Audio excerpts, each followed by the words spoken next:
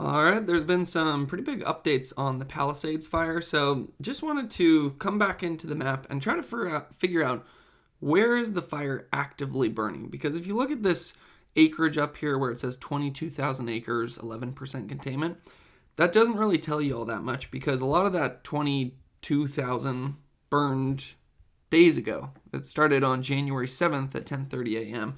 And containment doesn't really tell you all that much because if you're a resident in this area, you're probably wondering, okay, but is it contained near where I live? And like, what is the fire actually doing at this moment? So that's what we're going to try to answer in this live stream. First thing I'll say is I'm still going to be kind of researching where the fire is throughout this video, and then I plan on doing a more concise video after this one. So if you're watching this at a later point in time, not live, first thing I would do is probably check my channel and see if I've updated that concise video where I'll just summarize everything that we learn here. I also want to get my little pointer up right here. So without further ado, I was just watching the press conference, and if you can hear a little frustration in my voice, it's because it was actually kind of frustrating watching it, because all I wanted to know is where is the fire actively burning and who is in danger right now. And I mean, with all due respect, it seemed like there was a lot of things that being said that just seemed like AI wrote it. It's like exactly what's supposed to be said, but maybe isn't exactly helpful when a fire might actually be going towards people's structures. So the first thing we're going to do is look at where is this fire the most active right now. And if we look here, that's where you see those red stars. So right off of the bat, you have decent information about when you hear, oh, Palisades fire is flared back up again, there's some danger happening, new evacuation orders and warnings in place. You know it's most likely up here in this northeastern section. So if you're on the western side of this fire and you're hearing all this commotion about the increase in fire activity, well, know that it looks like it's mostly up on the northeast. But again, we're going to be kind of researching that throughout the course of this video. So the other one we can look at is Google Earth here. Anywhere where you see the red squares, that's where we've had some fire within the last 12 hours. And I will say there has been some activity on the western side. And in our update yesterday, that did kind of flare up in the afternoon and then it seemed to die down. But yesterday, I think I recorded that update around 7 p.m. last night. And the northeastern side was not calming down. If anything, as we were looking at it in last night's live stream, it actually seemed like it was picking up in activity. And you might be able to see that on the satellite imagery right here. If we go to the longest timestamp that we can, and most of this is going to be overnight, so you're not going to be able to see smoke anyway, so we'll just go to the natural color fire. That's Palisades fire right there. And we'll click in here. See that even in the overnight hours, a lot of that is still very active right there.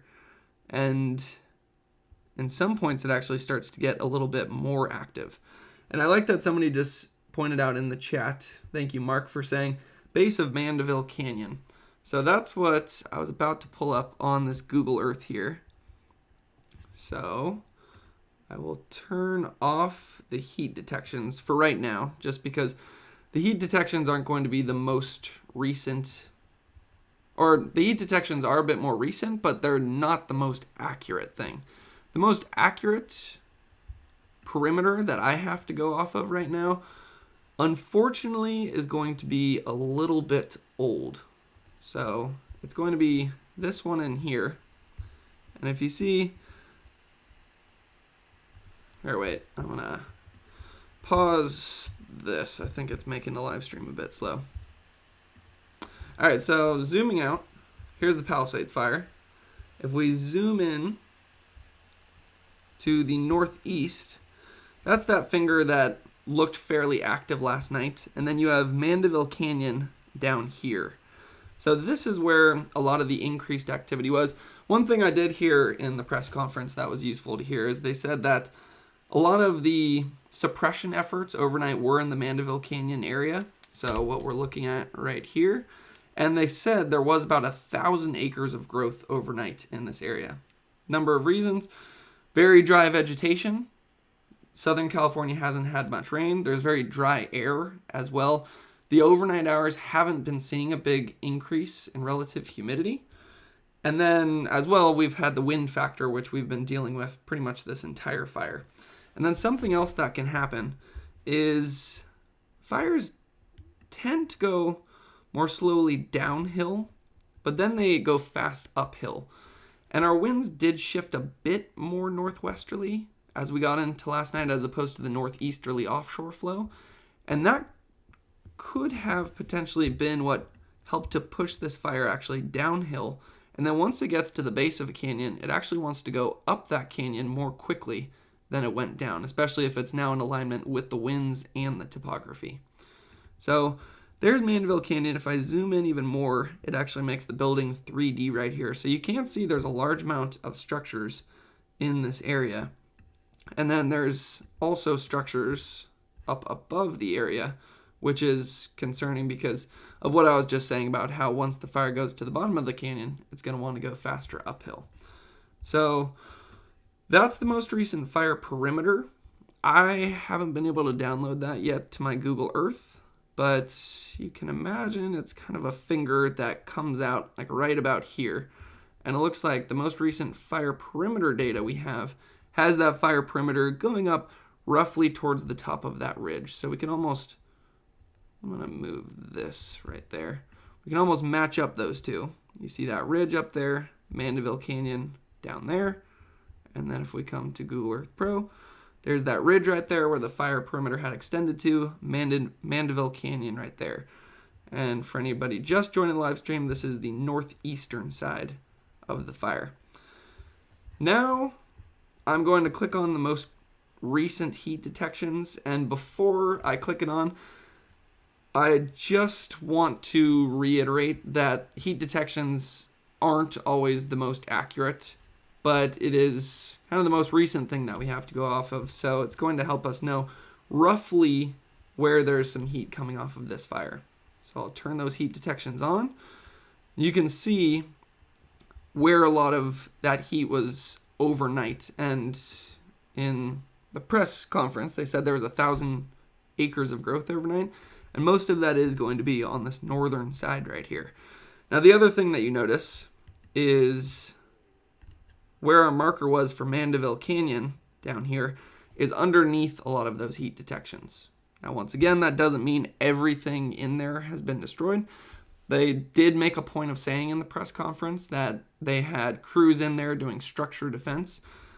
And if we come back here, I'll just point out something that I think is useful for people to know. If you were to look at the big fire perimeter map for the Palisades fire, it would look like everything got destroyed in here. But whenever you have a wildfire, it's not going to burn the same throughout the fire for all sorts of different reasons. But you'll have some patches where it's high severity fire, basically everything's destroyed.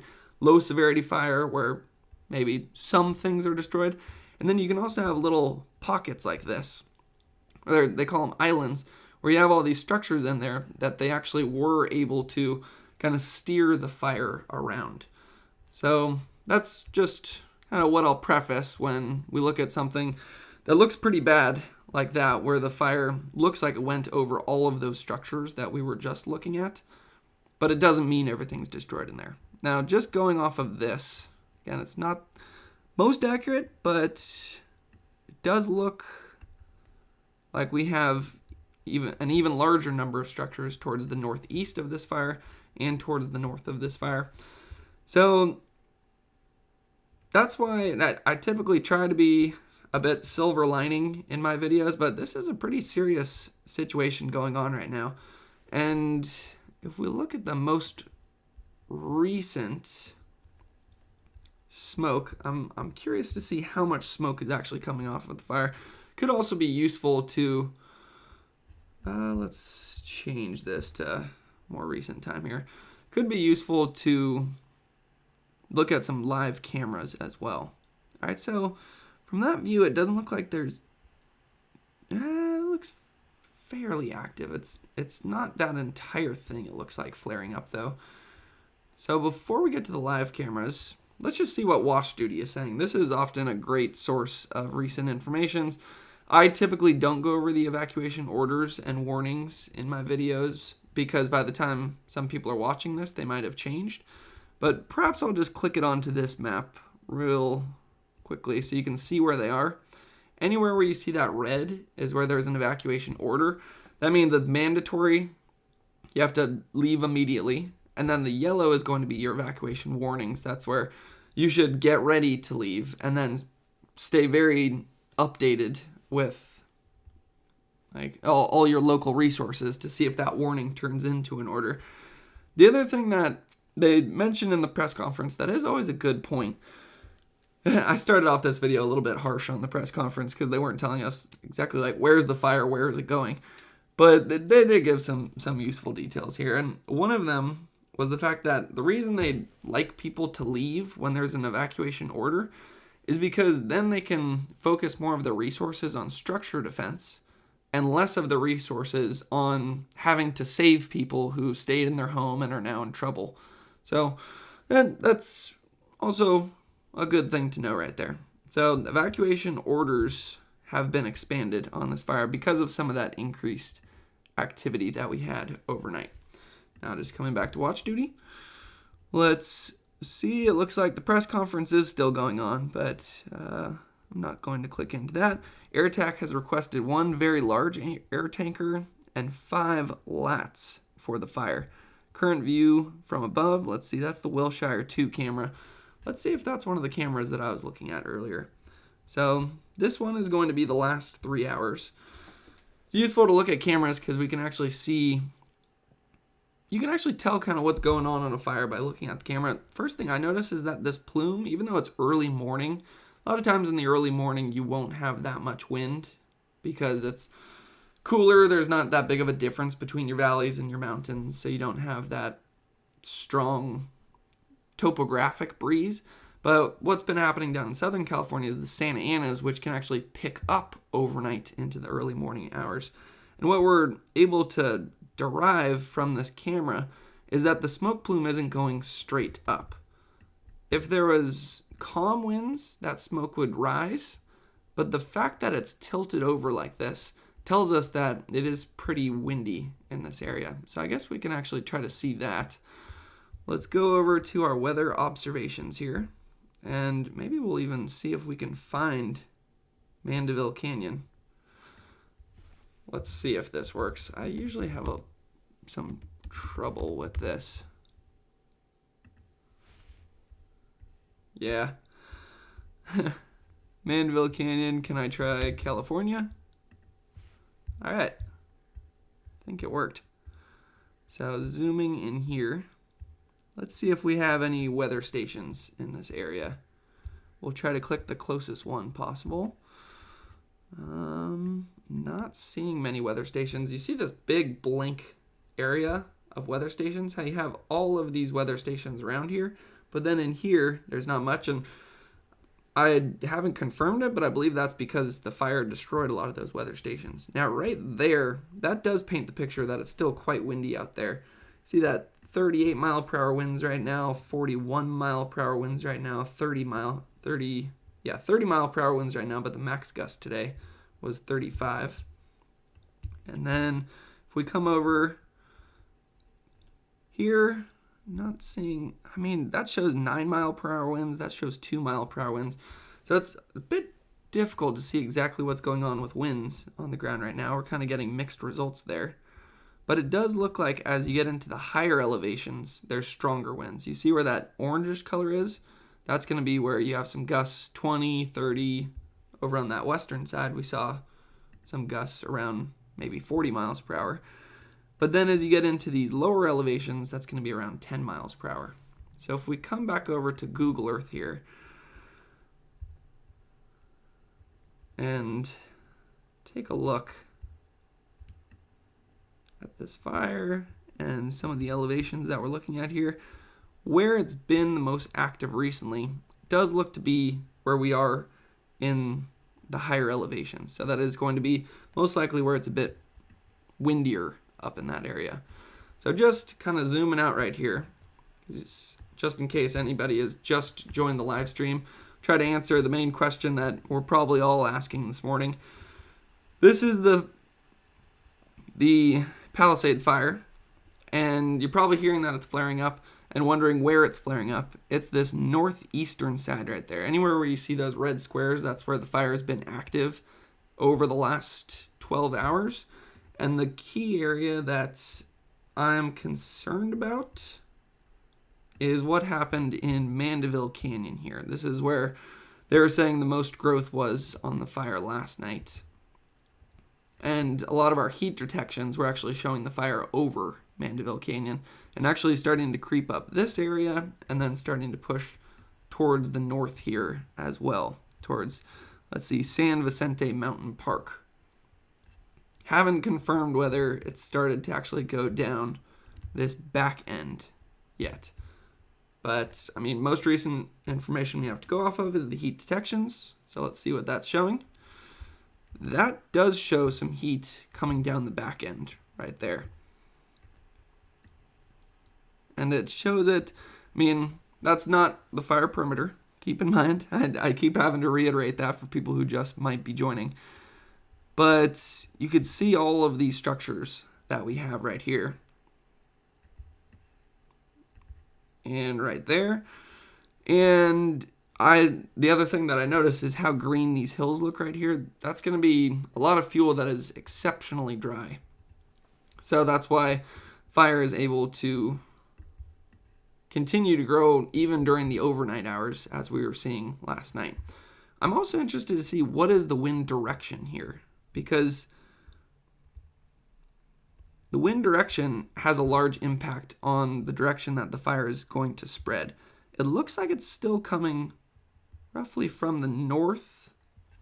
And if we come back over here, so there's our Palisades fire. Where you see the red stars is where it's been most active recently. Where you see those red stars outside of the fire perimeter is a rough estimate of where some of the growth was last night. And I can't believe I haven't clicked this one yet. This probably should have been the first thing that we did. Let's see where the largest amount of structures are. So one thing I'll say is, in that press conference, they said there was 1,000 acres of growth overnight. A lot of that growth may have been in this more northern area where you don't see any of these orange dots, which means there's not as many structures there. However, they were saying that the major focus of their suppression efforts was in the Mandeville Canyon area, and you can see a large amount of structures right in there. Those orange dots, I'll just turn on the fire perimeter for a moment so you can see those orange dots right there. Those orange dots match up with these 3D buildings when I start to zoom in right there.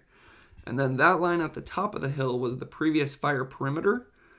And then the most recent heat detections have shown that the fire may have actually come down into this canyon and is now going up the other side. That's kind of a big claim to make right there, though. So let's see if we can confirm that on the Google Earth imagery. So Mandeville Canyon, where that strip of structures is it's kind of hard to see my cursor, but is right there. And while these heat detections aren't the most accurate, it does look like it has started to move up this side of the canyon as well. So just coming back here. The other thing that I wanted to do on CalTopo, we have our structures on, is to look at the wind direction. So if we look at the wind plot, yeah, it kind of goes along with what the forecast models were showing, that it's coming from the north and it's not exceptionally strong. It's certainly not as strong as when this fire was ripping when it first began. It's that green color there. When these winds get super strong, you'll see these wind streams actually more of a red color. And it's coming from the north. So wind-wise, that would actually be good news for a lot of these structures that you see on this northern edge right here. And if we turn back on some of the more recent heat detections, that is where a lot of the growth appears to have been overnight. But the one silver lining I see right here, although there's a massive amount of dry fuel, the air is still exceptionally dry. If we turn on relative humidity, I imagine it's going to be 35%, that's actually better than I was expecting. But as we get into the afternoon, that's going to start to drop back down into the 20s, potentially even into the teens as well. But at least the winds aren't pushing from south to north. I mean, if they were pushing from south to north, you could say, hey, maybe that would take some of the moisture from the ocean, push it in here and increase our relative humidity, which might actually be a good thing. But winds also do pick up burning embers, start spot fires, push the flames forward. So the fact that the winds are actually pushing the fire away from a lot of these structures is good news. Where it's not so much good news is down towards the south right here. And this is something that we haven't talked about yet, but I would say is probably going to be one of the main areas that I'm concerned about over the next few days. And I don't really know a way to sugarcoat this, or if I even should sugarcoat this at all, but if that's where the fire is active right now, and there's a lot of dry fuel right here, let's see if there's any fire history between where we've had some of those more recent heat detections and a lot of these structures that we see down to the south right here. Because if we've had a fire, maybe some of this fuel burnt out recently. It does actually look like we had a fire in 2019 to 2020 right there. The Getty and the Supelveda from 2020 and the Skirball from 2017. Not sure if I'm saying those right. The Getty from 2019. And then this big red one is maybe the Skirball. Probably not saying that right. So that actually could provide some protection to some of these structures down in here from this fire that's more active up here right now, from moving down into this area. So I would say one of my top concerns is all of these structures that you see down here. If we turn the recent heat detections back on, where you see that red is where the fire was pretty active overnight last night. And then if we turn on the winds, you're going to see that they're pushing from north to south. I will say the winds aren't pushing exceptionally strong right now, though, which is why we aren't maybe seeing a lot of those heat detections moving down more to the south. But this is kind of the point that I've been working towards for the last few minutes. The winds are actually expected to pick up over the next few days, and we're expecting another Santa Ana wind event. So my concern there is that there's still a lot of activity on this northern side, and it's actually starting to extend out a bit to the west, or to the east right here. So then when those stronger winds pick up, it would be able to take that and push it down into these structures. Now, if I know this, then you know that CAL FIRE knows this. So they're probably already in this area, putting in dozer lines, preparing a lot of the structures in this area, doing all kinds of work, because they probably are seeing that as well and knowing that that's one of the big threats over the next couple of days. The reason I say that's one of the big threats over the next couple of days is what's going on with the winds. So you can see that there's still some strong winds out there.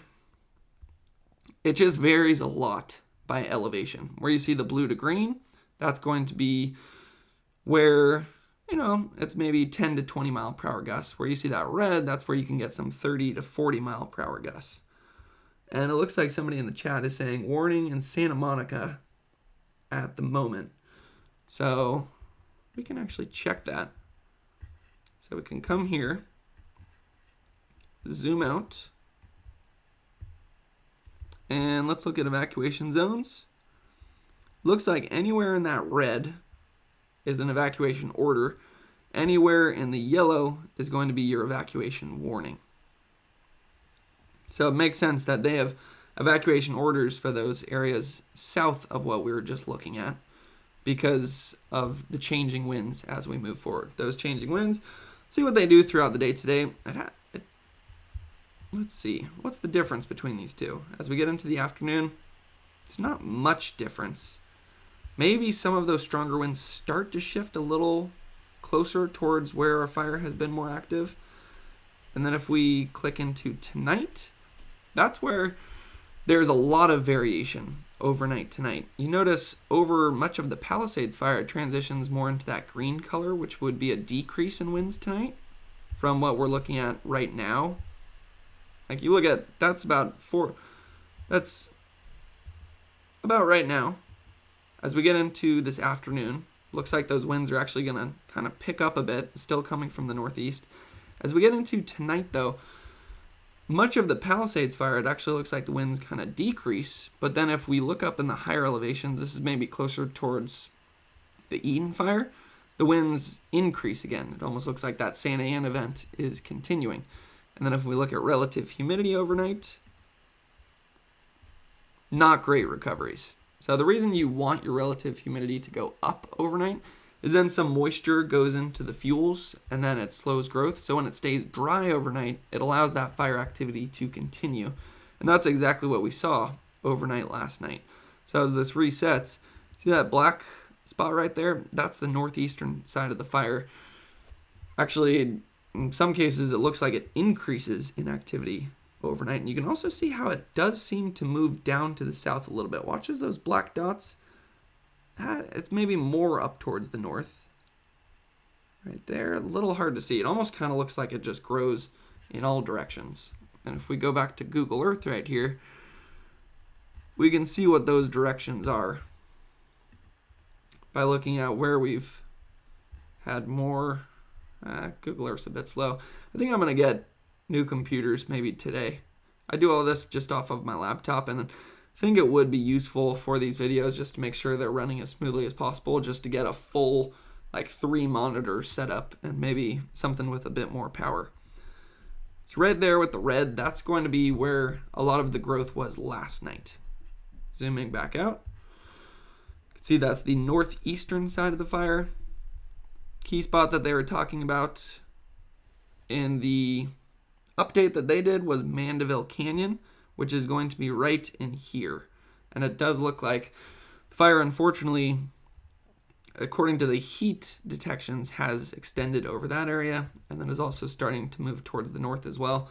Now in the north, again, we got those winds pushing against it, and that's going to, the winds are actually going to pick up and push the fire into itself over the next couple of days.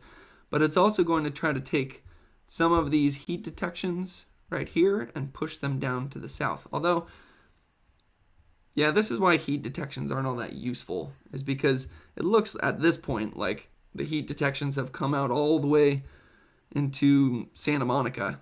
But we know from the fire perimeter map that that's not exactly accurate. The fire perimeter is shown with the orange right there. So let's see what some people are saying in the chat. So focusing on Palisades and not Altadena. Saying the reason I'm focused on Palisades is if I haven't looked at Altadena much. Is that, let's check watch duty. Is that another fire that's popping up here? I haven't covered that one at all, if that is a different fire. So we got Hearst, Kenneth, Palisades, Eden. I'm not sure what that is. But the reason I'm covering the Palisades right now is because it actually picked up in activity overnight last night. And last night's live stream did look still fairly active. And then you see all the smoke coming off of it right now. It didn't decrease in activity overnight. If anything, it almost kind of increased in activity overnight. One thing we haven't done is actually, in a while at least, is actually try to see this northeastern side. So if we look at this camera right here, that's going to be looking up towards the northeast, it looks like. So this is going to be trying to look at this northeastern side of the fire where we're having some of that activity right now. So let's actually try to see what it looks like. What should we do? We'll do last hour. That's a pretty quick time lapse. Let's go last 3 hours. All right. So first thing I noticed, this is the one we looked at earlier, that smoke plume tilted over, which tells you that there is some wind in the area. If there wasn't wind, it'd be going straight up. And I also noticed those plumes starting to kind of push a little bit higher more recently. That might mean that there's more heat being kicked off of this fire. As the fire increases in intensity, it heats up the air, and then that warm air is less dense, so then it wants to rise. So whenever you see a smoke plume increasing in height, it could be good news that the winds are dying so that the smoke is able to go more straight up instead of more tilted over. Or it could mean that the fire is increasing in intensity and it's kicking up so much heat that it's actually being able to push higher up into the atmosphere. So that was one view. Let's see what this one is. So if I go show on map, oh, it looks like this camera is now offline, perhaps. Yep. Seems like this is happening to a lot of cameras. If you look around this area, all these cameras are down. I believe that's the one that we just looked at. Let's see if Bel Air Ridge. Yeah, you can see it on this one. Let's go the last 3 hours.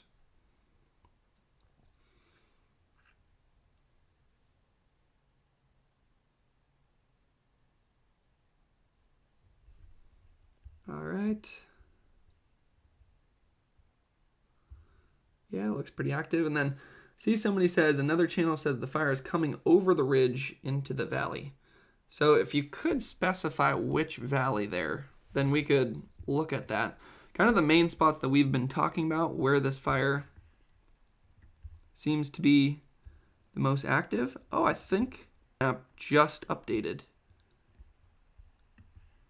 So, no, I don't want to go that far. I don't know if it exactly updated. So one spot we've been looking at is Mandeville Canyon in here. And based on the heat detections that we're able to see, it looks like the fire has actually started to push back up started to push up this eastern side of Mandeville Canyon. And then the other spot where there was a lot of growth overnight was on this northern side of the fire. So those are, I would say, the two areas that I'm the most concerned right now. Northern side of the fire, where there was a lot of growth last night, and then also eastern side of the fire, where we actually have some of those structures in here that are under some of the heat detections that we've been looking at.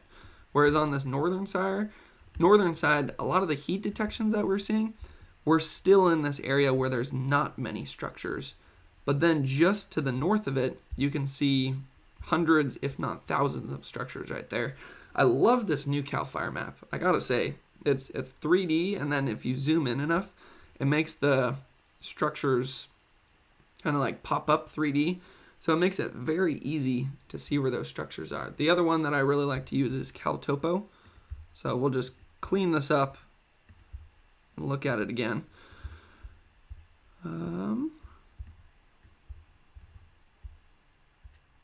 Right as I say, Cal Topo is amazing. It kind of glitches on us. Let's see if I just need to refresh it. That is honestly funny timing. I'm giving it props and then it says, all right, I'm out. Let's try Google Earth then. All right, so this red is going to be where some of those recent heat detections are.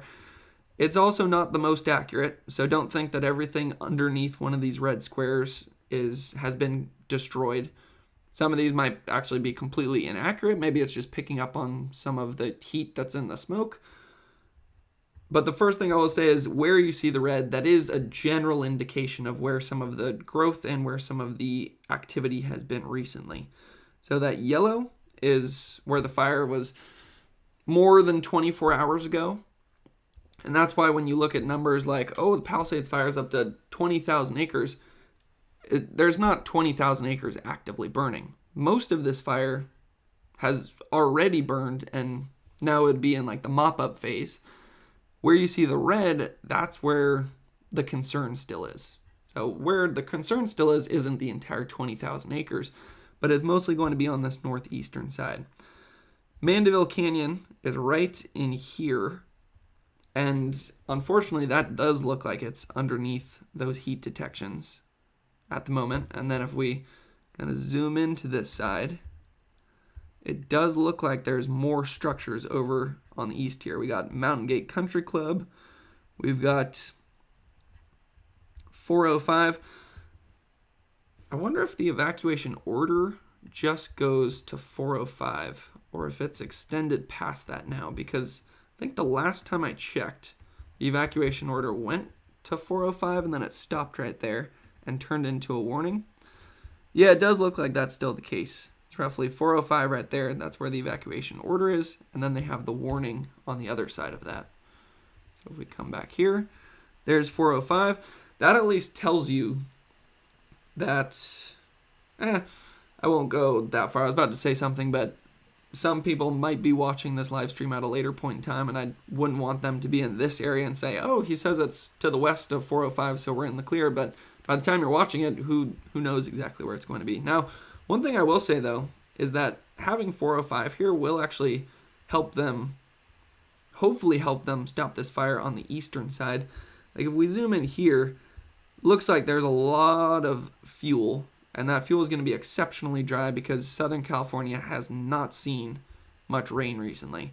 But if you look right here, there's going to be no fuel in that area.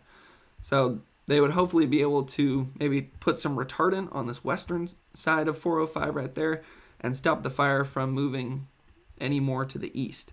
Now, obviously, that's still a concern if you're one of these structures to the west of 405, and I'd say that is probably one of the areas that I am very concerned about right now. The other thing that is not working against us, I'll put it this way, for these areas to the east is the fact that the winds are mostly blowing from the north to south, and it looks like they might even turn a bit more northeasterly over the next couple of days as we get more of that Santa Ana wind event picking up again. That's actually a similar story on the north here, that the wind's going to be north to south and actually picking up over the next couple of days. Usually you don't like to hear winds picking up, but you maybe would want to hear that if it's actually going to push the fire away from where you have a large amount of structures. That also means that any burning embers that are picked up by the winds aren't going to be tossed into these communities towards the north, because those embers would have to fight against the winds in order to get in there. And it would actually act to push the fire against itself. Now, the question that probably just popped up in a lot of people's minds was, yeah, but the winds have been very northwesterly, northerly, northeasterly, and all these red squares that we're seeing are on the northern side of the fire. So how does that make any sense? If the winds want to be pushing the fire back into itself, how come it seems like this fire keeps moving towards the north? And for that, maybe we'll just turn off the heat detections for a moment. And unfortunately, I don't have the most recent fire perimeter data right here. I believe this one is actually still from January 9th. But if you look in this area, a couple of things that I notice. First is how rugged this terrain is. So that's going to be very difficult conditions for firefighters to work in. And then fire also likes to go uphill. So if it, like, let's just take this little spot, for example. If it starts, fire perimeter's right there, it's going to try to basically rush up this hill because it's able to preheat the fuels above it. And then by the time the fire gets there, all of the moisture has been evaporated out of the fuels and it's just ready to combust. So you can get the fire moving. If your wind is going this way, you can actually get the fire still just rushing uphill because it's working with the topography.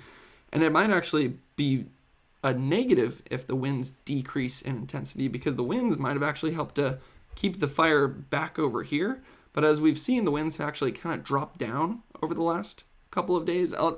Actually, I'm not going to go that far to say that because there's a lot of nuance to the winds. It really depends on where you're looking at. But it does make sense that if you had less strong winds pushing this way, then topography is going to be more important for why the fire continues to grow. And that's going to allow it to push towards the north. Now, I also mentioned that the reason fire goes faster uphill is because it's able to preheat the fuels, evaporate some of the moisture out of the fuels before the fire even gets there. So then the fire doesn't have to use any of its energy to take the moisture out of the plants before they can catch on fire. But what a lot of people are probably thinking as I say that is, what moisture? Like, I don't want to chuckle there, but like it is so dry down in Southern California because we've had a decent winter up in Northern California, but Southern California's kind of been missing out on it. So a lot of these fuels are already just ready to burn. So this fire has been pushing up towards the north here, and we do still. Now let's turn back on the heat detections to see how far it looks like it's pushed up to the north. All right. This always takes a little while just because it has to load up all of this data right here. So that shows how far it's moved since that last fire perimeter that I was able to get. And as always, this isn't the most accurate information, so don't think that that's the new fire perimeter, but it does show that I would say the danger on this fire seems to have increased overnight with that growth that we had. Doesn't seem like it was as much of a wind factor in this case. Seems like it was more the fact that it's still exceptionally dry overnight and the fuels are very dry as well. So if we click in here, does look like there is a very large amount of structures in this area where a lot of those heat detections have pushed to. Now the other map that's going to help us see that is back here. Let's just see the evacuation. I often don't look at evacuation orders or warnings because, I mean, I don't want people to watch my video 4 hours from now and say, oh, I'm in the yellow, so I don't need to evacuate. But it may have changed. But it does sometimes tell us about what's going on in the fire, because that's the fire perimeter right there. And it's interesting that they still have these areas right here in evacuation warnings. So the warning is going to be the yellow. The order is going to be the red. Red means mandatory evacuation. So pretty serious up here on the northeast, where you have a lot of those structures right here. But it's interesting that that orange, which represents that fire perimeter on the northern edge, we'll just kind of like zoom out, get our bearings right here. You can see how this fire, each time you see one of those black lines, that's where the fire perimeter has been growing and extending. So you can see how it extends down above Mandeville Canyon, and then overnight it actually looks like it went through Mandeville Canyon up the other side and is now somewhere up here on the east.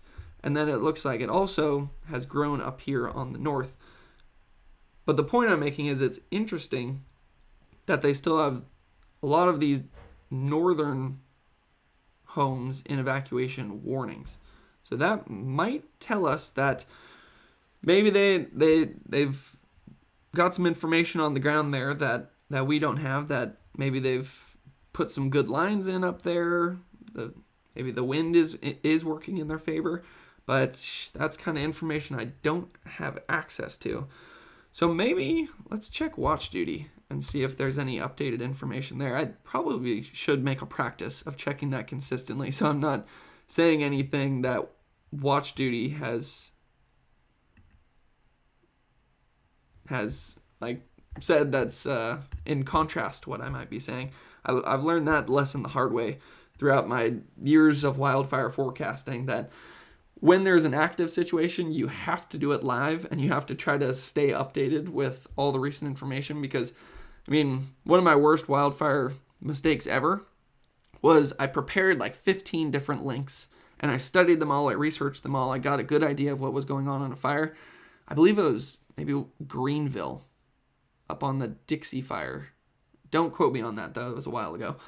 And I'm doing my video, and I'm actually presenting it live, but I'm just presenting all those links that I prepared beforehand, and then the situation completely changes. And I believe that was when Greenville burned down. And when I had prepared my video, it looked like the situation was actually calming down. So I was actually giving kind of bad information and potentially dangerous information. So that's why I'm doing this one live. And then I'll maybe do a more concise version of this with the key things that we've talked about after I log out on this. So then people don't have to go through and watch an hour live stream. They could just watch maybe a 10-minute concise update. But let's just look in here. So Don Zerbel, so this is 19 minutes ago, so this is actually more recent than the last time we've looked at this. He says, the fire continues to move south, chunking away. Fire is advancing in an uneven or patchy manner. Kind of makes sense given the topography in this area that it would be uneven and patchy. In areas where this is going to be kind of a trek to get back over here. So he says it's moving south. So let's turn off our heat detections because it's kind of making it difficult to see. Makes sense that it's going to be patchy because you see how complex this terrain is. When it's going uphill, it's going to try to go faster. And then you have like this little pocket where maybe you have some wind funneling through there, so then it's going to go faster right there. But you also notice a lot of these structures that we have down in this area. And the fact that he says it's moving south is, I would say, concerning information. He says, paralleling the West Mandeville Fire Road and Mandeville Canyon per radio traffic. 5 helicopters are currently working this area of the fire. The West Mandeville Fire Road and Mandeville Canyon paralleling radio traffic. So let's go. I wonder if we can just put this into Google Earth and if it'll show us exactly where that is. Because he's saying it's paralleling that road. So we'll put it right there. We'll search it.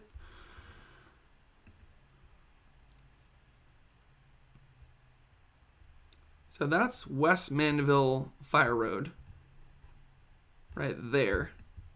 Keep in mind, my fire perimeter right there is old.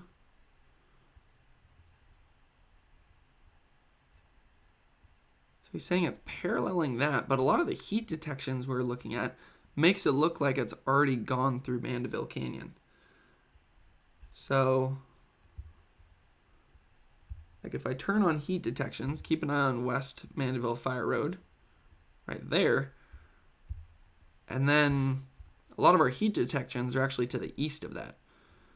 So the fact that he says it's moving south kind of makes me think that maybe the key word that he's mentioning there is paralleling. So let's maybe change the color here so you might be able to see it better. Might be able to see a blue. The paralleling, so if that's Mandeville Fire Road right there, maybe what he means by paralleling is that the fire has extended over towards the east here, but then now it's moving down to the south, parallel to West Mandeville Fire Road, like that. So I'm trying to piece together the information just like you guys all are, and it's a developing situation, but I mean, I feel like the logic kind of makes sense there. That if the heat, which is the red squares, that's going to be where the fire has been more active recently, has moved to this east right here, doesn't look like it's reached 405. And it also goes along with the fact that there's not evacuation orders as of right now on the eastern side of 405, that this fire is moving down to the south. So then you might ask, okay, why is it moving down to the south? And then where do we have to be concerned about because of that? So for that, this is my favorite map, and it is not working right now. Let's see.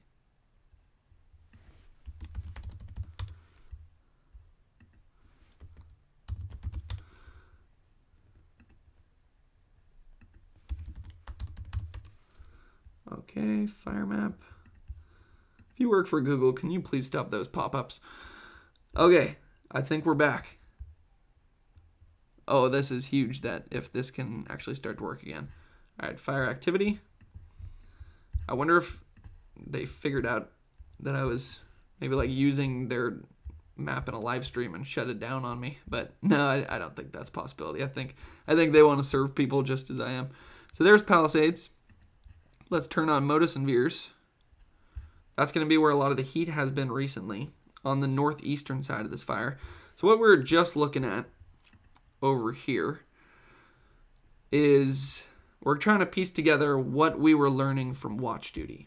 So Watch Duty, the most recent update, they're saying fire continues to move south, chunking away. Fire is advancing in an uneven or patchy manner, paralleling the West Mandeville Fire Road and Mandeville Canyon per radio traffic. Good news, they've got 5 helicopters are currently working this area of the fire. So then Mandeville Road is going to be right here. Looks like some of these heat detections have extended out here, and then he says it's moving south, so it's going to be trying to move the fire down there. So now if we come back to CalTopo, which thankfully is working again, let's try to piece together what's going on this side. So that seems to be one of the key areas they're concerned about. Where you see those red stars extending is where some of the more recent heat detections have been. Then if we turn on structures, that shows where there's some, I'd say, serious concern on this fire. Because if the fire is moving, I'll turn those off. The fire is moving down to the south, that's going to be trying to push it into some of these structures. Now, as I mentioned before, if I know this, you know that CAL FIRE knows this. So they're most likely already in here prepping some of these structures. First thing I will say, though, is that if you live in this area and you're still in your home, you most likely are under an evacuation order. Go to the local authorities for that kind of information. But if you are under an order, I would just leave immediately. So then when CAL FIRE comes in, they can focus on protecting your home and saving your home instead of having to divert the resources towards protecting and saving you. So if you leave, it actually increases your chances of your home staying alive. So then you might wonder, all right, why is this fire that overnight seemed to be mostly moving towards the north and the east, why is it now moving down to the south? So the first thing I'd say there is we have a lot of fuel in this area that is exceptionally dry right now. SoCal's been missing out on a lot of the rain. The other thing that's going on, and often plays a big role in the direction that your fire is going to spread, is what direction the winds are coming from. And you can see those little wind streams on this map. That's going to show the direction. So it looks like it's coming from the north to the south. So that just perfectly tells us exactly what's going on. Heat's up here. Wind moving from the north to the south, trying to push the fire down to where we have some of these structures. Let's see how strong those winds are. So if we come back over here, this is going to be off of model data, so it's not exact, but I mean, we're trying to look at some of the weather stations on the ground in this area, and it looks like there's just a huge dead spot for weather stations. Maybe some of that's because they've been destroyed by the fire. But the most recent ones we have to look at, that's showing 7 mile per hour winds, 7 mile per hour winds. That's actually pretty light winds. So, I mean, that's maybe one thing that's hopefully working in our favor, that at least right now, it's not 40 mile per hour winds or 60 mile per hour winds. If that were the case, then you would sense a lot more urgency in my tone, where I would be really firmly saying, everyone in this area, get out of there. I'll still say anyone under an evacuation order, get out of there. But it potentially is good that some of the weather stations on the ground, at least the closest ones we can find, aren't showing all that strong of winds in this area. So that hopefully is going to lead to a not as aggressive fire behavior as there would otherwise be. Now, I always provide nuance on this channel, and the nuance I'd provide there is, I mean, the winds were calmer last night than the previous night, and it actually seems like the fire was more active overnight last night. So then you might ask, okay, how does that make sense? Wind is what makes wildfire worse, but there's actually a lot of factors that make wildfire worse. There's topography, there's fuel, there's humidity. And it seems like while wind might not be the main driver of this fire growth right now, we still are checking all of the other boxes. We've got steep topography in some parts of this fire, but the big one, dry fuel. And that seems to be the reason that the fires like this are even possible at this point in the year, is it's just extremely dry out there. We might as well be in July or August at this point in terms of how dry the vegetation is. Where I'm also concerned is the fact that the winds are actually going to be picking back up again over the next few days. So what would be potentially dangerous there is if this northeastern side of the fire stays active, which as of right now it looks like it is going to stay active, and then those northeasterly winds, like the Santa Ana winds, pick up again, and it's able to quickly push this fire down towards the south. And again, I'm not trying to say that to scare anybody, but I'm just saying that because that seems to be kind of the reality that we're dealing with here. Now, I will also say that although these weather stations are only showing 7-mile-per-hour winds, 4-mile-per-hour winds, we have this huge gap in data right here where we're not really getting any information. So that's where we might actually be better off just going to the models themselves. So, you know what we could do? Let's look at Mandeville Canyon and then trace it down, because this is going to be roughly where the fire seemed to be the most active last night. I listened to their report, and they were saying that the fire extended another 1,000 acres in the Mandeville Canyon area. That's where they had a lot of their resources and were doing things like structure protection.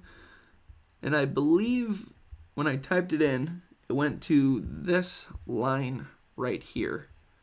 So keep an eye on that line. Actually, we can put a little point on it.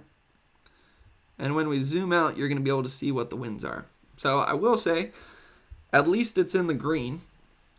That where you have that orange to reddish color, that might be where you have 30 to 40 mile per hour winds. But 10 to 20 mile per hour gusts is still strong enough to push a fire forward. Let's see if they get worse as we get into the afternoon. It actually does look like some of those winds that are up towards the northeast of us that appear stronger do start to shift a little bit closer towards Mandeville Canyon, where we've had more of the activity recently. So if I click back here, that's about right now. And then watch what happens to this patch of green, which is, I mean, we're kind of piecing together things because we don't have the perimeter on this map, but roughly where a lot of our activity on the fire is right now. So watch as I click forward to this afternoon. See how some of those stronger winds start to shift? That would be concerning with what we just were reading on watch duty, where he says it's moving south, advancing parallel West Mandeville Fire Road per radio traffic. And it does look like there's some kind of update or press conference going on right there. And you know what? Let's actually see what they're saying. This might be important. And then we'll get back to, if they're not saying where's the fire and where is it going, I'll jump back on and we'll start looking at maps again. But let's just see what this one's about.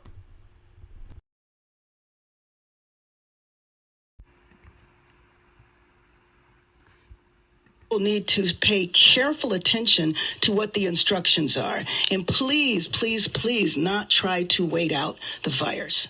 Next question to Dave and then Julia. When Chief Crowley walked into your office yesterday, were you planning to fire her? Were you angry with her over her media appearances on CNN and Fox? And do you agree with her that the fire department is very underfunded and understaffed? Let me just say that, as you see here, the chief and I are lockstep in our number one mission. And that mission is to get us past this emergency right now. We want to make sure that we save lives, we save housing, we save businesses, and if there are differences that we have, we will continue to deal with those in private. All right, I think I'm just gonna plug back in here. Seems like some of the details that we already heard in the last press conference. So let's get back into the fire. Where does it seem to be moving? Try to piece together some of the stuff that we were looking at. We're looking at the winds. Seems to be most active on this northeastern side of the fire. The most recent information we have from watch duty says it seems to be moving south, and we wouldn't think that that would be on this northern side right here, because if the very northern side, because if that moves south, it's just the fire is just going to move back into itself where fuels have already burnt out. So it makes us think that this new growth is more on the eastern side right here, where it does look like we had some activity overnight, and then it's chunking away, moving down to the south towards these structures down here. I will say the fact that he says chunking away is actually a good thing to think about there. If he said rapid growth towards the south or aggressive fire behavior towards the south, that would be much worse than if he said chunking away. And part of the reason for that is maybe the fact that our winds aren't exceptionally strong right now, but it does look like they're strong enough and moving in that direction to try to push the fire to the south towards where we have some of those structures. Now let's see what happens to the winds overnight, because in last night's live stream, remember, one of the things that they were talking about is that they're expecting strong winds again overnight tonight and into tomorrow morning. One place we can go to check and see what they're saying about that now is CAL FIRE. They usually have like a little weather update here. Situation summary. Fire weather watch will begin at 6 p.m. tonight and will remain in effect through 6 p.m. Sunday night. Moderate to strong Santa Ana winds are likely to return Tuesday and Wednesday, creating critical fire weather conditions. And then they also say, for today, north to northeast winds will gradually increase, peaking in strength this evening and overnight. So they are still expecting those winds to pick up overnight tonight. And the key thing to look at there is the fact that it's north to northeast winds will gradually increase. So the reason that's important, let's just turn on fire perimeter to clean this up a little bit. The reason that's important is because that would try to take where we've had some of those heat detections and move it down towards the south. I think I'm going to change my pen back to red. It's a bit easier to see, I think. So let's see what those winds are doing overnight. This is 4 p.m. It almost looks like those stronger winds do still start to shift a little closer towards where we've clicked our button onto Mandeville Canyon right here. And then as we get to 7 p.m., see how that yellow starts to shift in here, which means stronger winds than the green. And then as we get to 10 p.m., looks like it's more green, and then a lot of the strongest winds are actually up here in the higher elevations, where those are going to be about 30 to maybe even 50 mile per hour winds. That could create some potential fire concerns up in that area. But we're not seeing much. It doesn't seem like we're seeing much change in the winds in like the broad scheme of things, but it definitely does look like the winds are actually going to be picking up slightly throughout the day today and into this evening. So it makes sense that that's one of the things that they're concerned about right now. Now I want to click forward and see what it looks like Sunday. So Sunday night, it looks like the winds actually calmed down a bit. That might be good news right there. Maybe that would be a time where they might be able to put a good, I don't want to say a stop to this thing, but to at least kind of get some control on that southern edge before it tries to move too close to some of these structures down here. And it might be very good news that we have those winds slightly calming down on Sunday night, because as we get into Monday night, I believe this is when they say the next Santa Ana wind event is going to be Monday night into Tuesday morning. Although actually even looks like Monday morning, you're already starting to see some of those 30 to 50 mile per hour winds up towards the north.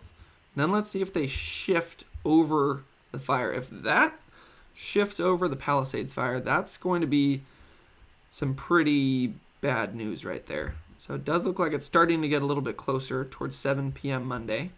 And then if we go to 10 p.m. Monday, 1 a.m., I mean, this just shows how much nuance there is to events like this, where, I mean, it does look like it starts to shift, but it doesn't look like it's directly over that Mandeville Canyon area that we're so worried about with a lot of these structures down here like Santa Monica, Culver City, Beverly Hills, West Hollywood.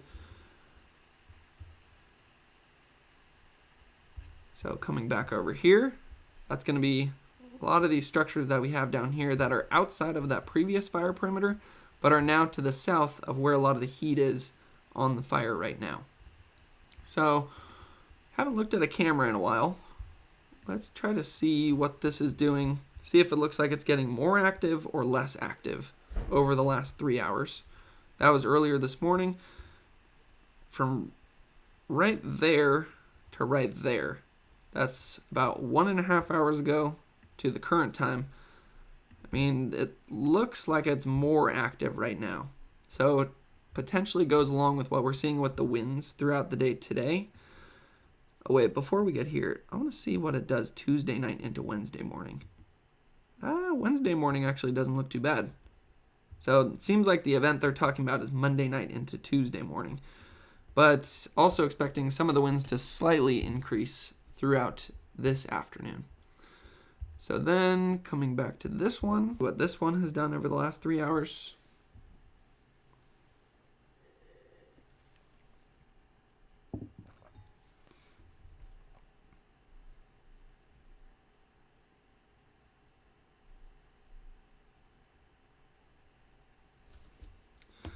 Okay, looks like it's sorry, just hiding some people from the chat. It seems like we're getting a bit spammy. Alright. For anybody who's just joined the live stream, let's kind of do a recap on some of the key stuff that we figured out.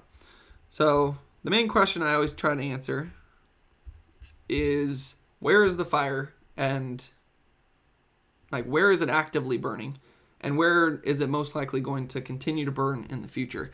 Because if you just look at a number like 20,000 acres, 11% containment, that doesn't actually really tell you anything. Because a lot of that acreage was what burned days ago. If we look at our Google Earth imagery right here, and we click back, anywhere in the yellow is going to be more than 24 hours ago. So most of that 20,000 acres is not still active, huge flames. Now, where there is still, it seems like, a lot of activity on this fire is on the northeastern side where you see these red squares. That's where the fire activity actually seemed to stay, it stayed very active overnight last night. Sometimes fires will calm down during the overnight hours because more moisture will move in and winds die down. But both of those have not been happening for the Palisades fire. We've seen, in some cases, winds pick up overnight. And then I think what led to a lot of the growth last night is it stayed exceptionally dry. The fuels are very dry, so the fire was able to continue. Now, where it seems like a lot of the growth was last night was in this Mandeville Canyon area. And I think the best map we've found to show that is over here. Let's turn evacuation zones off just to try to clean up our map a little bit. And if we come in here,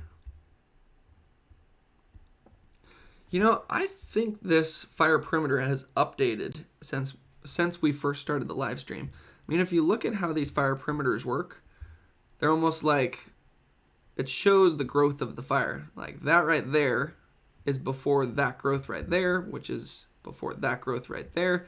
And then the fire, you can see, was mostly growing up towards the north and northeast overnight in that area right there. And then Mandeville Canyon is this canyon that you see right here. And if we go back to our Google Earth imagery and look at heat detections, it actually looks like the heat detections go over Mandeville Canyon, which is down right here. You see that labeling right there, Mandeville Canyon, and then you see those red squares actually over the canyon. Now, I will say heat detections aren't the most accurate, but they are the most recent data that we have to go off of. So it makes sense that that was one of their main priorities last night and most likely continues to be this morning. Now, what I was just trying to figure out, though, is if this fire perimeter has updated since we started this live stream to actually show where some of that growth was last night. So by looking at this, let's try to piece together this information. It looks like that fire perimeter then extends to here, where the fire went up this side of the mountain and then down this side towards Mandeville Canyon.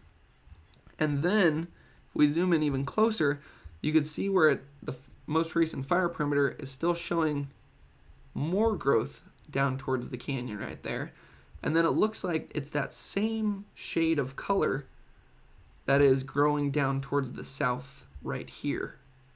So I would say we could view this as good news and bad news. So let's go good news first, because I would say that it's a pretty serious situation right now. So it probably makes more sense to maybe end on the bad news. The good news is that, I'm not able to click. Let's see. Created 7/11 at 7:39 a.m. So that's actually a pretty recent fire perimeter right there. And I didn't even know that we can click on it like that and see when it was created. So that is exceptionally helpful to know that that is a very recent fire perimeter map that we're looking at right there. So where there might be some good news is perhaps some of these heat detections that we're looking at are drastically overestimating where this fire is. Because if we click the heat detections on and off, turning them off, there's Mandeville Canyon right there. We have many structures in there. If you want to see those structures another way, I think the best way to see it is actually this website, where it's those orange dots that I'm clicking on and off right there. See how those orange dots are almost kind of looks like a trail of ants to the east of this fire, almost like perfectly parallels the fire perimeter. And then you have an even larger amount down to the south right there. So those are our dots. Mandeville Canyon right there. And when I turn on heat detections, it makes it look like all of Mandeville Canyon was covered in that fire activity from last night. However, if we look at this map right here, with this fire perimeter from, it looks like 7:30 this morning, I don't know any other way to interpret that, it actually looks like the fire perimeter is still on the western side of Mandeville Canyon. So I would say I trust fire perimeter data from CAL FIRE a lot more than I trust heat detections from satellites in space that might be picking up on just some of the heat that's in the smoke. So as of right now, that could be good news for Mandeville Canyon, at least compared to what we were looking at previously, where it looked like the fire had already completely covered it. With that being said, it takes time for them to get these fire perimeter maps and upload them. So since I don't know when they've got this fire perimeter data, it might have actually been more last night, and then they couldn't upload it until this morning. So the fire may actually be closer towards those heat detections and has gone over, but that's just kind of the information that we have to work off. Now that we know that this is our most recent fire perimeter, and that I believe that did update maybe while I was talking, or I just didn't notice it before. That's maybe even more likely. That pieces together pretty well with what we were seeing on... Oh, we got a new camera right here. They just uploaded that 3 minutes ago. Let's look at that in a moment. I'll finish my thoughts so I'm not jumping all over the place and confusing people too much. Just to conclude this thought here. Dawn said about an hour ago, the fire continues to move south, chunking away. Fire is advancing in an uneven or patchy manner, paralleling the West Mandeville Fire Road and Mandeville Canyon per radio traffic. So that goes along with what we're seeing right here, that it's chunking along towards the south. I believe that is the area that he's talking about right there, which means one of the most concerning spots moving forward. We can kind of get a wide view. There's Santa Monica. is this section of the fire right here. So you see all those structures right there. As you zoom in, they become 3D. And if we zoom very far in, that's where they've mapped the fire perimeter to at this point. So as of right now, it's at least good to see that the fire perimeter doesn't extend all the way over these structures.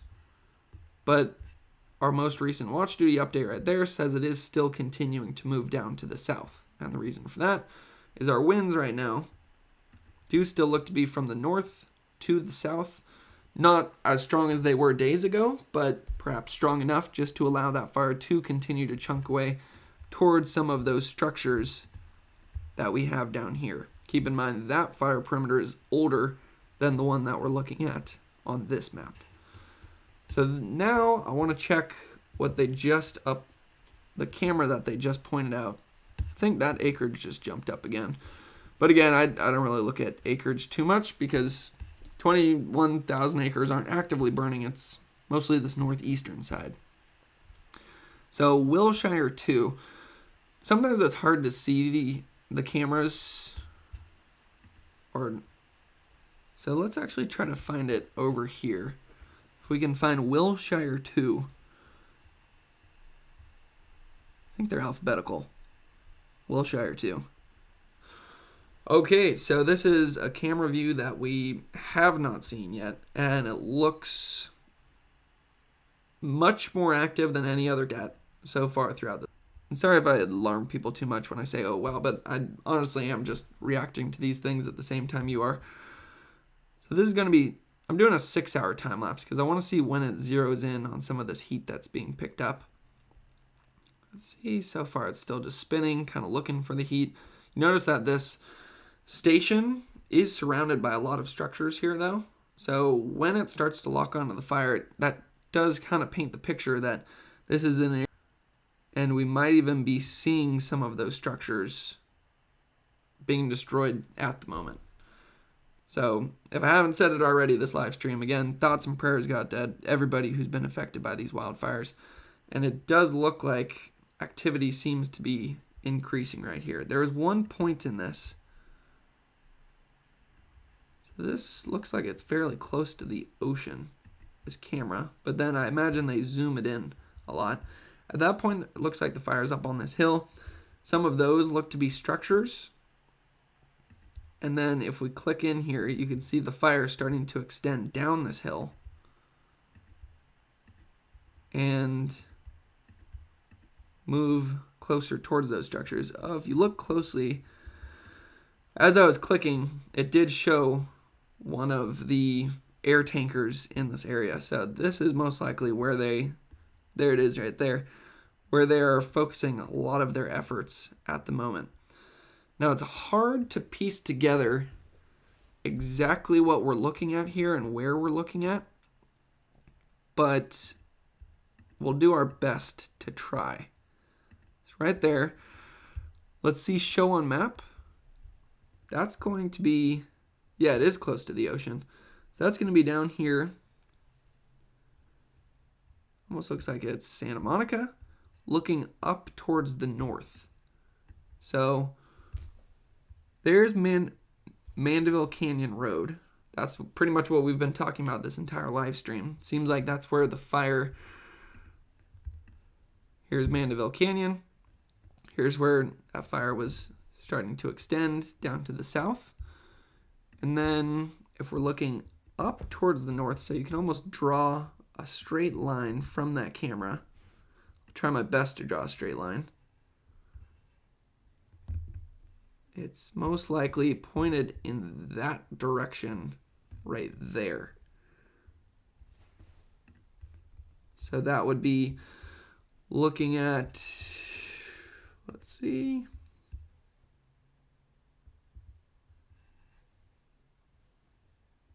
Yeah, somewhere roughly in the North Mandeville Canyon area road. And then if we come back to this camera, now that we actually know where it is, and we click play,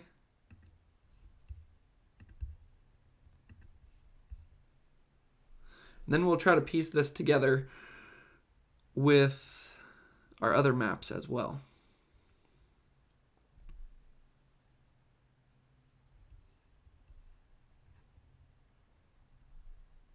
So it looks like very active behavior right there. So just coming back to this one, I think this is one of the best maps that we have to go off of today. Looks like this camera, oh, you can actually see where the camera is. I forgot that CAL FIRE does this. So that camera is right there. And it looked like it was looking up towards the north. So perhaps that camera is really good and it's able to zoom all the way in up to here. And that matches up with that. I don't exactly know if that is the case, but it seems to be. I almost wish we could like zoom this camera out to see how far it's actually looking, but that would be my best guess of where we're seeing the most activity on this fire right now. Is if we zoom out, just piecing this together, this camera all the way down here in Santa Monica, looking up over where the fire was previously, and is now looking at this chunk of the fire that seems to be the most active, moving towards these structures right here. So now let's maybe put some actual words to this. It looks like it's Westville or West Ridge Road. We have Banyan Road. And I will say the most recent fire perimeter that we have shows that it's still outside of these structures, but on that view that we're looking at, it looks like it's about as close to structures as you possibly could be.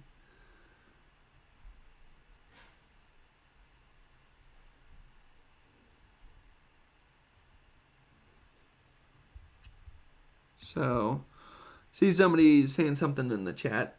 Yeah, it's probably not the mic. I've got a decent mic, but my computer is a bit old. I literally was saying I think I'm going to go get a new computer set up after this live stream today. Try to get something a little bit more powerful, especially I think when I show the Google Earth, it just can't handle that much and live stream at the same time. As I go to Google Earth and make it even slower. So, just coming back here. I mean, I think we've kind of figured out what's going on in this fire. So I think at this point, maybe I'll do a quick summary on this live stream just for everyone who's here. And then I think I'm going to like record a 10-minute video where I summarize everything we've talked about for however long I've been talking, maybe the last 1 to 2 hours. I don't know how long it's been. So that anybody who like needs the most recent information has just a 10-minute video where they can get it. Because I think this is pretty important information. I think we got a good idea of what's going on. So I want to get that out to people because I'm a Californian. I know how this goes. When you're in a fire, it doesn't actually help you when you hear 20,000 acres, 11% containment, and then see a bunch of videos of scary flames. You're wondering, where's the fire? Where is it going? And I think we know that now, so I think I'm ready to wrap this up and make that concise video. But before I do that, this will maybe be my little practice round for that video coming up in a moment. So here's the Palisades fire. It shows the progression of this fire by looking at these different fire perimeters. You can see that a lot of the growth recently has been on this northeastern side, and a lot of the growth last night was on the north here, moving closer towards those structures, and down on the south here, and it looks to be that that's the most active area right now. Now to see how active it is, we can check out how much smoke is actually coming off of the fire. Looks like there is a pretty decent amount at the moment, and it actually looks like it's been picking up over the last hour or two. And then we can also see where it's been the most active by checking out heat detections. That paints the picture that it was a lot of the growth recently was towards the north and towards the east, but now winds, they actually look to be shifting a bit more northeasterly. But we also have a canyon right here which is Mandeville Canyon, and a lot of times winds will try to funnel themselves within canyons like that. It's almost kind of like if you put your thumb over the end of a hose and it starts going faster and you can kind of spray it more directly. That can happen to winds as well, where they can funnel through canyons like that. And it does look to be that that's what's happening. That's where the fire was previously, where it was up above Mandeville Canyon right there. But now it looks like it's starting to extend a bit more down to the south, most likely helped by some of those winds. But I don't think wind is actually the main thing driving this fire activity right now. I think it's actually more how dry the vegetation is in this area, and the fact that it's moving. It almost looks like it's moving a little bit downhill at this point, but it's a lot of steep, rugged topography. So if you get the fire established down here, then it rushes up this hill. And then, yeah, I can feel my brain kind of slowing down. It's been a long live stream. It's also been a long week. So that looks to be the most active part of the fire right now. Those structures right there seem to be currently threatened. So if you are in that area to the south, I would definitely advise to, evacuate as soon as possible. And I think I just remembered what that other view that somebody liked in the live stream was. So right here, it's after the camera stops spinning. Starts to move closer towards those structures, and we maybe even have had some structures destroyed throughout the morning. So unfortunately, didn't calm down overnight. I mean, in last night's live stream, it actually did look like it was starting to pick back up a little bit. The other fires that we're looking at were mostly good news, Eaton and Kenneth. But Palisades definitely looked like there was some challenging conditions there. And it looks like those challenging conditions have continued. Now I'll clean this up a bit, and we'll look at where the structures are for where we should be concerned about. I would say, after all of the research that I've done so far, I would say the thing that I'm most concerned about at the moment is up towards the north right here, because, that is where the fire has been extending. So that's definitely on my radar, but my top concerns right now are Mandeville Canyon. Not sure if the fire has actually gone through there or not. This most recent fire perimeter that we have from around 7 a.m. this morning makes it seem like the fire hasn't gone through Mandeville Canyon. You can see it stops right there. But then if we look at Google Earth and we look at where Mandeville Canyon is, it does look like those heat detections have extended over Mandeville Canyon. And heat detections aren't always the most accurate thing, so we actually don't know which one of those is true.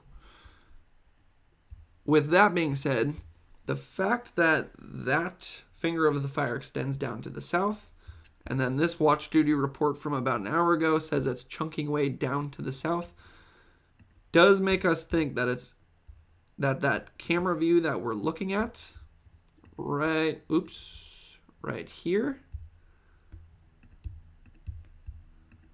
is that little finger to the south right there.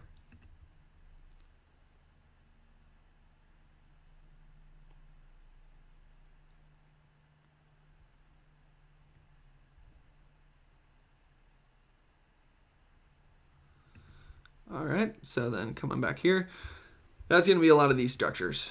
But at this point, I feel like I'm just sort of repeating myself. So what I'm going to do, or I'd maybe leave you with the weather forecast as well on this. Unfortunately, it does look like the winds are going to be picking up slightly this afternoon, and they are still coming from the north.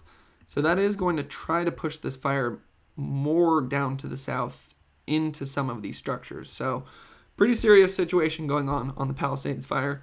I usually try to paint some sort of silver lining, but I would say this is one of those times where a silver lining would be inappropriate. So if you're in this area under an evacuation order, I would... Oh, I see a good chat. So someone says Mandeville Canyon is where the TV helicopters are focused and the winds have picked up into the northeast Santa Ana type. What is the threat to Roxy Theater on Sunset? So, yeah, you pointed out the winds are going a bit more towards the northeast. That's what we were seeing as well on this chart right here. Earlier, they were more northerly, and now it does look like they've shifted a bit more towards the northeast. There's Mandeville Canyon. That's where most of that heat has been recently. That's not going to be the most accurate thing to go off of right there. But, yeah, that looks like a pretty dangerous situation at the moment. And then down towards the south, that also looks like a pretty dangerous situation because that fire perimeter that we're looking at on this website isn't actually the most recent one. It extends all the way down to those structures right there. I could actually try to draw that in. Let's maybe switch to yellow. Right there. That's most likely where our fire perimeter is at this moment, and then we don't know exactly where it is on this side. So I think that's about as much as I can say right now. I'm going to turn this into a concise 10-minute video, so I'll hopefully have that uploaded in the next 30 minutes, and you can stay tuned for that. If the situation, I'm going to keep an eye on this all day long. If the situation drastically changes, I'm going to go live again, and then we'll follow it. And also just wanted to say thank you to Jeanette. Very kind of you. So I hope this was helpful. I hope that I've answered the question of kind of where is the fire? Where is it going? That's always what I ask during wildfires. So hopefully some people have been put to ease, and hopefully some people have important information that they need to know because there's some serious stuff going on. But we got that one uploaded, and I'll be back. Thanks for watching.